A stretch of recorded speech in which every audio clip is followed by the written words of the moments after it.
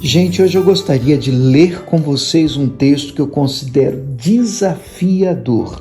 Segundo Samuel, capítulo 12, a partir do verso 19, a palavra de Deus diz assim: Viu, porém, Davi que os seus servos falavam baixo, e entendeu Davi que a criança era morta. Pelo que disse Davi aos seus servos: É morta a criança? E eles disseram: É morta.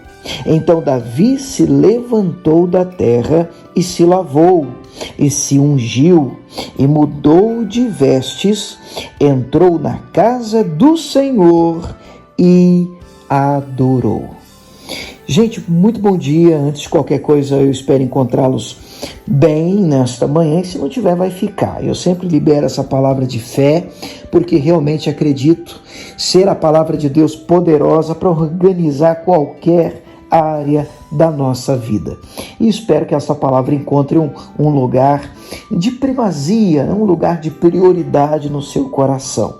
Esse texto faz menção ao momento em que Davi perde um filho, e este primeiro filho com Betseba, fruto de um adultério, de um relacionamento com uma mulher que até então era casada com um homem chamado Urias, e que Davi também vai acabar cometendo um homicídio, diretamente participando disso, já que é ele que ordena que o marido de Betseba, Urias, fosse colocado bem diante da batalha, a fim de que este morresse, o que acabou acontecendo. Fato é que ele traz esta mulher agora grávida para o palácio, e depois que essa criança nasce, ela fica doente, e como nós acabamos de ler, mesmo com as orações de Davi, Davi perde essa criança. É interessante esse texto, é um texto muito difícil, porque o assunto morte é um assunto delicado. Muita gente olha para esse texto e enxerga muita dificuldade no texto, já que o texto fala da morte de uma criança inocente. Eu não vou entrar no mérito da questão do que diz respeito à morte da criança por si só, mas eu gostaria de olhar para a atitude de Davi, que ele tem assim que ele recebe a notícia de que a criança já teria partido. Davi estava orando, Davi estava jejuando, Davi estava buscando a Deus, e assim que ele percebe que os seus servos estão cochichando alguma coisa, ele indaga, ele pergunta: o que é que vocês estão conversando? E eles respondem: olha, rei, nós sentimos muito, mas infelizmente a criança faleceu. E a reação de Davi, segundo o verso 20 e 21, o texto diz que ele mudou de vestes, ele se lavou, e a frase que eu quero destacar é que ele entrou na casa do Senhor e adorou.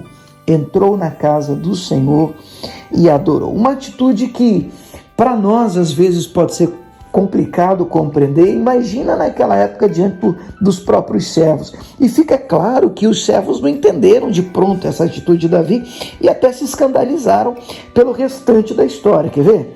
Diz assim, o texto segue dizendo: Então veio até a sua casa, pediu pão, lhe puseram pão, comeu, e disseram-lhe os seus servos: que é isso que fizeste?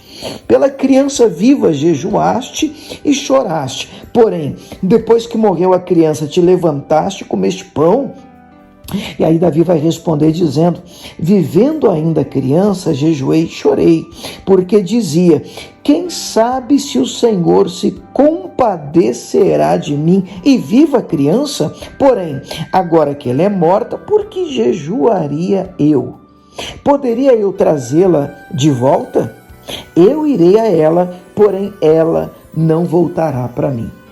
Gente, falo isso com todo temor, tá? Com temor mesmo no meu coração, que o Espírito Santo unja os seus ouvidos, porque eu gostaria muito que você compreendesse o propósito da mensagem de hoje. E de uma maneira, eu não tenho como rodear isso, de uma maneira mais simples e direta, eu diria a você que existem algumas coisas pelas quais não adianta continuar orando.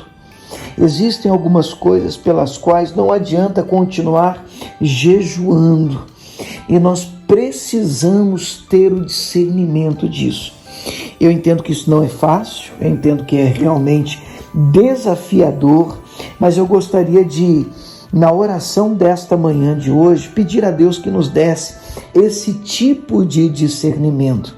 E esse é o discernimento que eu penso que nós precisamos ter para todos os pedidos e tudo aquilo que a gente tem perseguido da parte de Deus. Vamos orar?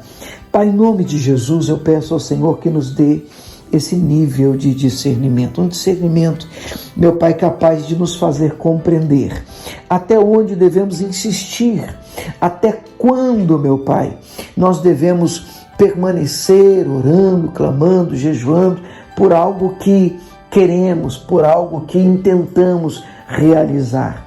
A oração de hoje, meu Pai, eu penso que ela é oportuna e muito, muito importante, já que nós não devemos continuar insistindo em coisas que o Senhor não tem mais para nós. Dá-nos esse toque, esse discernimento, a graça de compreender essa verdade. Em nome de Jesus, oramos e te agradecemos, Pai.